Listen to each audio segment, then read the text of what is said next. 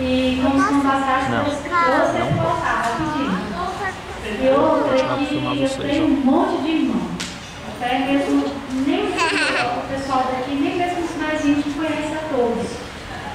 E cada um mora numa noite do outro. Eu tenho um irmão que mora lá no Vale dos Sonhos. E ele é alcoólatra, era alcoólatra, eu creio.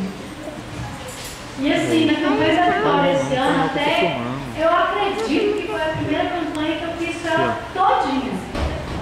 E o meu primeiro pedido naquela campanha foi em favor da libertação e salvação do meu irmão.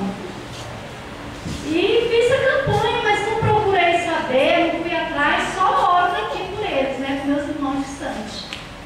Quando foi esses dias, uma irmã minha que vai muito na casa dele, que ele mora lá no Vale dos Sonhos, e aí eu fui visitar uma irmã minha que mora ali no Estado do Sul. Aliás, nem fui visitar.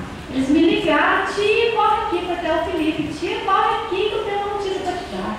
Onde você está? Eu falei: estou aqui. Eu até preocupei, pensando que era uma notícia ruim, que ele falou uma euforia, assim, desesperado. Ele: tia, fiquei sabendo de uma tia, o tio Júnior aceitou Jesus, já batizou.